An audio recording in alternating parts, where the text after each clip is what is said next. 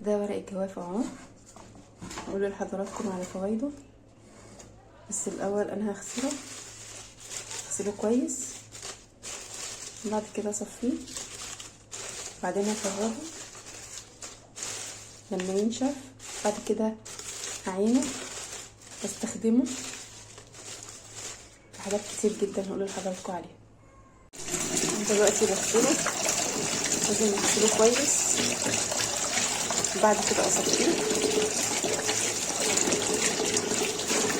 بعدين هفرده لما بينشف وبيجف ببدأ اعبيه في كيس واستعمل، وبيبقى عندي نضيف وضمن ان هو نضيف.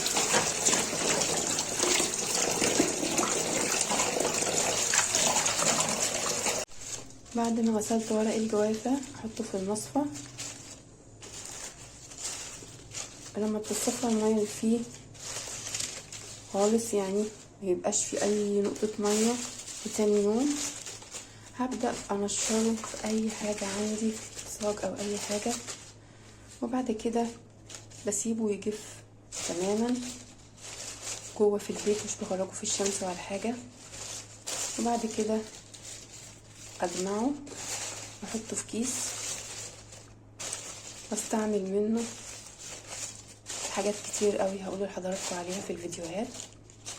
انا جايباه فريش من الشجرة على طول، بيبقى نضيف ومضمون، وبستعمل منه في حاجات كتير جدا، وليه فوائد كتير هقول لحضراتكم عليها في الفيديوهات اللي هنزلها عن فوائد ورق الجوافة.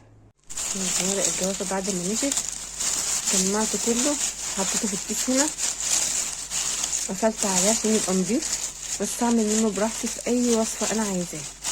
يلا بينا نشوف ايه فوائد ورق الجوافة.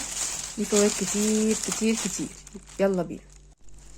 اول حاجة من استخدامات ورق الجوافة، نستخدمه في علاج الاسهال. بنغلي ورق الجوافة وبنسيبه يبرد وبنصفيه، ولازم بنشربه على معدة فارغة علشان نحصل على افضل النتائج. كمان ورق الجوافة بيخفض الكوليسترول وبيساعد على تنظيم الكوليسترول في الدم، ومهم جدا لصحة القلب والأوعية الدموية. والعلاج والاستخدام بيكون ازاي؟ ان احنا ننتظم بشرب منقوع اوراق الجوافة 8 اسابيع. كمان مشروب اوراق الجوافة هو علاج فعال في الوقاية من السكري والمساعدة في علاجه، وبينظم مستويات السكر في الدم بعد الوجبات. تناول شاي اوراق الجوافة بيساعد على تحسين جودة النوم، وده بالتالي بيساعد على الاسترخاء وتهدئة الأعصاب. أوراق الجوافة بتساعد على التقليل من فرص الإصابة بالسرطان، خاصة سرطان الثدي وسرطان البروستاتا وسرطان الفم. أوراق الجوافة كمان بتساعد على تقوية جهاز المناعة. لو تناولنا المشروب المصنوع منها بانتظام، فده بيعمل على تعزيز صحة جهاز المناعة وتقليل من فرص الإصابة بالأمراض المختلفة. أوراق الجوافة مفيد جدا في حالات السمنة المفرطة، بيخفف الوزن، وكمان بيسرع من عملية خسارة الوزن الزائد. بينصح بشرب شاي أوراق الجوافة بانتظام يوميا للحصول على أفضل النتائج. كمان أوراق الجوافة بتخفف من مشاكل الجهاز الهضمي. تساهم أوراق الجوافة كمان في إيقاف ألم الأسنان، عشان لها خصائص مضادة للبكتيريا والالتهابات، وده بيجعلها بتساعد في الحفاظ على صحة الفم والأسنان. ممكن نقوم بطحن أوراق الجوافة ونعمل معجون وبنستخدمه مباشرة، احنا بنطبقه مباشرة على موضع الألم في الفم، وده بيساعد على التخفيف من حدة الألم اللي بيشعر به المصاب.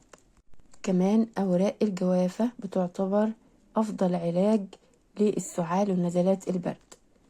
أوراق الجوافة بتحتوي على نسب عالية من فيتامين ج، فيتامين سي، ونسب عالية كمان من الحديد. شاي أوراق الجوافة بيساعد أو بيعالج الكحة والتخفيف من حدة أعراض نزلة البرد، والتخفيف من تراكم البلغم، وتعقيم المجاري التنفسية والرئتين، وتخليصها من الالتهابات. نستخدم كمان أوراق الجوافة في فوائد تجميلية كتيرة، يعني مش بتقتصر على المجال الطبي فقط. بنستعملها كمان في علاج حب الشباب، وده علشان هي بتحتوي على نسبة عالية من فيتامين ج. يعني أوراق الجوافة بتساعد على مكافحة حب الشباب والرؤوس السوداء والتخلص منها، وده بيكون عن طريق ان احنا بنطحن الأوراق وبنعملها معجون وزي ماسك كده، وبنحطها مباشرة على مناطق اللي بيكون فيها حب الشباب والبثور. وإذا تم غلي أوراق الجوافة وتصفيتها، بناخد الماء المغلي بعد ما بيبرد، وبنمسك قطنة وبنمشيها على البشرة كده زي كأنها تونيك، وده بيعمل على قبض العضلات وشد البشرة وتوحيد مظهرها، وبيبيض بطريقة ملحوظة. أوراق الجوافة بتمنع تساقط الشعر وبتعمل على تكثيفه. بنجيب ورق الجوافة نغليه، وبعد كده بنصفيه بنسيبه يبرد. بعد كده بنجيب قطارة وبنحاول ان احنا ندلك فروة الرأس بطريقة هي بأطراف الأصابع، وبنواظب عليها يوميا. بتلاحظي ان الشعر كمان فيه لمعة وبينعم، واي تكسيرات في الشعر بتختفي بتتفرد.